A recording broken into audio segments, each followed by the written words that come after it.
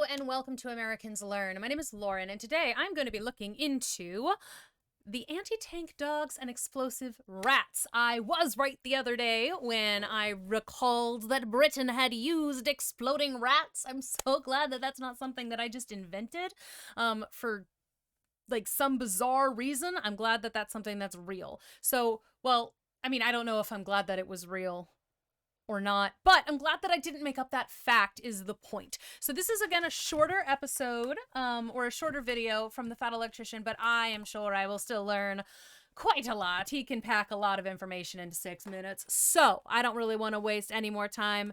Thank you so much to channel members Joe Frivol. Thank you again to Pterodactyl.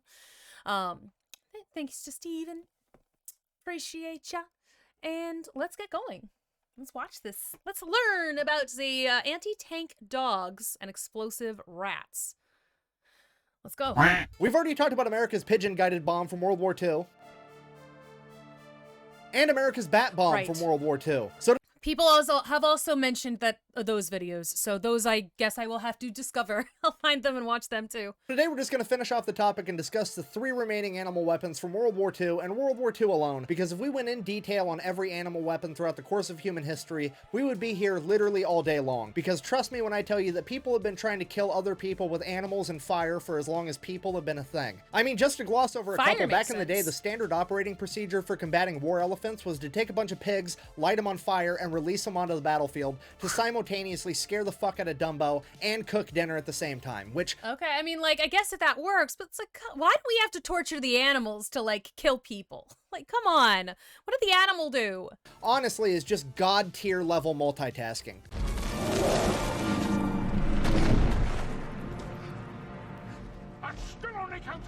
And then in like 900 AD, you had Olga of Kiev burning down an entire city with flaming pigeons, subsequently killing like 5,000 people, and there was no PETA back then, so she later on became a saint, which is like the most...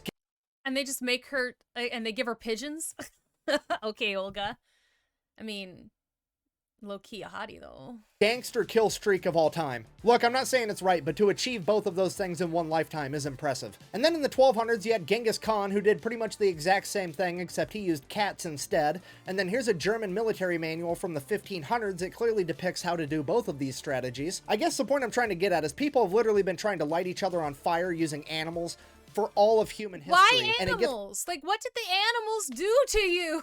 Progressively worse and more weird the longer time goes on, until it would eventually peak during the Cold War when Britain made a chicken-powered nuclear landmine, but all of that's a story for a different time. Alright, kicking off our animal-based weapons of World War II list in absolutely no particular order that somebody is still gonna tell me I'm wrong about, somehow, we have the United States cat bomb. Except instead of using pigeons that were trained for 6 months to peck at the shape of a ship, the OSS, or Office of Strategic Services, which was basically like the CIA back then, got together, they said training pigeons for 6 months takes too long, we're just gonna try throwing a cat in there to see what happens. And their logic was, cats always land on their feet, and cats hate water. So if we... Oh my god, if by that logic, just put like a piece of bread butter side up in the thing, because it'll land butter side down, like, oh my god. Also, cats... That's just not a true fact about cats. They usually land on their feet.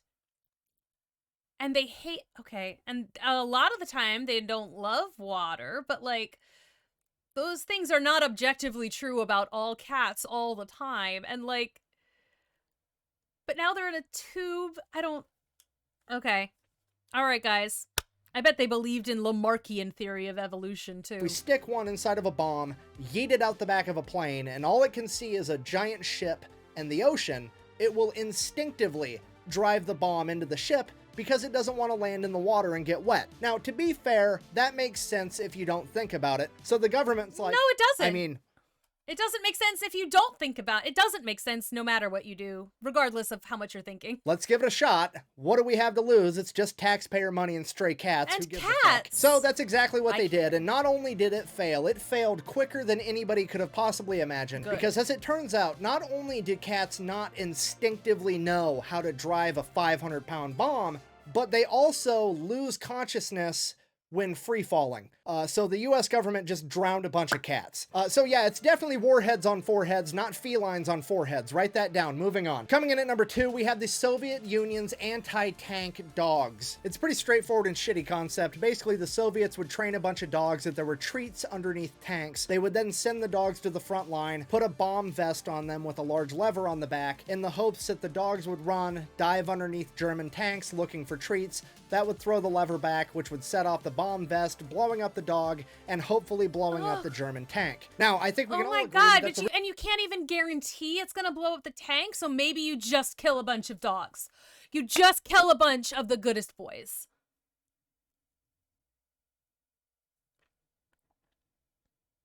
I mean, I was mad about the cats, too. But at least they're unconscious for it, right? Like, they died, but they were not aware, and they weren't betrayed. I think that's what makes it worse, because they train the dog that you'll get a treat because you're a good boy if you go under the tank, but then their treat is that they get exploded. And, like, that's just a betrayal. Like, no, bad. I hope that all of those dog trainers got hoisted by their own petards. Everyone who thought that was a great idea. Really shitty thing to do to the goodest comrade. However, there is a silver lining because karma would hit back really hard on this one. You see, as it turns out, the Soviets were just training with whatever they had available, and they didn't have very many German tanks laying around, so they were training the dogs using Soviet tanks. What most people don't realize is Soviet tanks ran on diesel, and German tanks ran on gasoline. Oh my god, I was thinking sight, like they would see the thing, but it's not they smell it. Oh no, they know what it smells like, where the treats are at. Haha. I mean, look, not necessarily for the people driving the tank, because who knows if they actually had anything to do with this, if they even knew it. But hopefully this only happened like once, maybe like twice as a pattern, you know, before they realize this is a bad idea and they wouldn't do it anymore. Not a huge difference in appearance to a human, but to a dog who uses its sense of smell, it's an enormous difference. So big, in fact, that the dogs pretty much exclusively ran and dove underneath Soviet tanks, blowing up their own comrades. Karma's a bitch. And finishing off our list, we have Britain's exploding rat. This is the one I knew. Ooh, from Wanted. Okay, that's Basically, they were going to take a bunch of dead rats, scoop out their insides, and fill them full of plastic explosives. Okay. Okay, so these are dead rats. All right, not living rats. That is something... All right, that is something different. I did think they were living rats. Glad they're dead. I mean, they probably had to, you know, poison a hell of a lot of rats. But for some reason, I'm less perturbed by that than I am by the dogs and the cats. They would then use a spy network to smuggle in these rats to important strategic locations and just kind of like sprinkle them around near-ish the boiler room in hopes that the boiler room technician would find a dead rat, say, huh, and then throw it into the fire for the boiler, blowing it up, causing a bunch of mayhem. And I know what you're thinking. Why on earth would you use a dead rat? Why not just use a fake piece of coal full of explosives like the Americans did in the Civil War? That makes way more sense. Was it potentially because coal's expensive and they might, if they are just act quickly, you know, shoveling some stuff, they might not want to use all of the coal and they might put it aside for later or steal it, take it home? Like, I mean, I guess you could bury the coal in with all the other coal, though. They wouldn't necessarily notice the same, that it's different. But I did not know that Americans did that in the Civil War. Does he have a video on that? Because that's also new information and very interesting. And I want to know more about that now. That's exactly what I thought. But then it hit me. And hear me out when I say this. Maybe, just maybe, it's more likely that they would throw a rat into the fire, and here's why. You see, the bubonic plague, also known as the Black Death, literally killed off like half of Europe. And the bubonic plague was spread from fleas that were living on rats, meaning that it stands to reason that a significant portion, if not all of the people on the European continent during World War II had a genetic predisposition to seeing a dead rat and being like, "Cast it into the fire!" Now, despite the fact... Okay, that is an interesting theory. They've got, like, generational trauma about rats. I would not have considered that. I would not have... Okay. I mean, it's an idea. The fact that this was actually a good idea, it never actually panned out the way they planned, because Germany actually intercepted the first batch of exploding rats they ever made, at which point Britain decided to cut their losses on the entire idea because the Germans knew what they were up to. However, the Germans didn't know that, so they spent the rest of World War II inspecting every dead rat they found to see if it was an explosive rat or not. Oh, no. Oh, that's good, though. Oh, that's really good. It's like psychological warfare at its finest. It's like, they're not actually going to do it anymore, but bad guys don't know that. So now somebody's job is to look at the rats and inspect every rat they see. Oh no.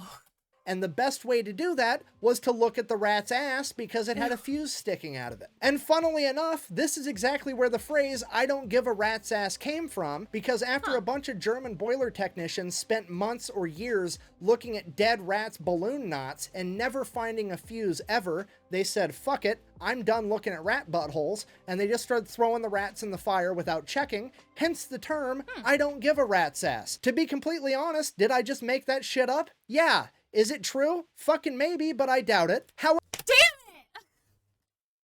Damn it! I want that to be true so bad. Now I need to look up the etymology of the phrase, "I don't give a rat's ass." Man, it's probably something boring, like, you know, a rat's ass is something inconsequential and, like, so you really don't care. But, man, that would have been good. So now, is any of that true?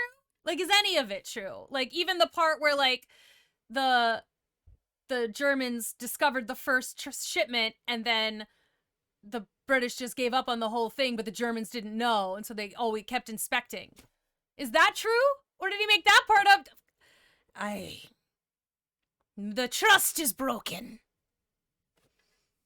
Trust is broken. However, I did have you going for a second. Now, origins of the phrase "I don't give a rat's ass" aside, the British do consider this entire mission an enormous success just due to the sheer amount of man hours that Germany wasted looking for explosive rats that never actually existed. So, you know, fair enough. Okay, so I'll take it. That part was true. The Germans wasted a lot of time that they could have been spending towards killing people, and or I guess the Nazis specifically. Let's not lump everybody in on one fell swoop.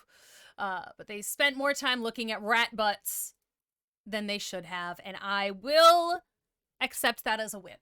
Task failed successfully, I guess. In conclusion, nothing quite stokes the fire of human creativity like trying to kill a motherfucker that you don't like. And creativity is absolutely imperative because, well, you know, it's never a war crime the first time. And on that note, thank you for watching. Best way to support the channel is go buy some merch at thefatelectrician.com. Quack bang, out. Out. Okay. All right. So see, I learned stuff. Oh wait, is there gonna be more? Sometimes there's more. There's not. But definitely go and make sure that you are checking out his shop. And make sure you're checking out his channel. There's always new stuff. He, like, is a prolific creator, which I adore. That helps me. It helps me out a lot that he creates so much. So I know I'm behind on some of the videos. There's a couple that I need to get going on. I think that there's like at least two recent ones that I really need to just actually watch. But I wanted to see this one because it has relations to the last one I did. And people were like, hey guys, he has a video on this. So here I am. So thank you again for watching. I do hope you enjoyed it. If there's other ones by him specifically that you want me to watch, go ahead and let me know. I am going to be watching the video, like the 666 video, I think the plane. I'll be watching that one soon. And then also his newest video about Percy Hobo Hobart. So keep an eye out for those videos. They will be coming to you shortly. They might be coming to the members of the channel first, but that is just to be expected. Again, thanks again, and I will see you in the next one.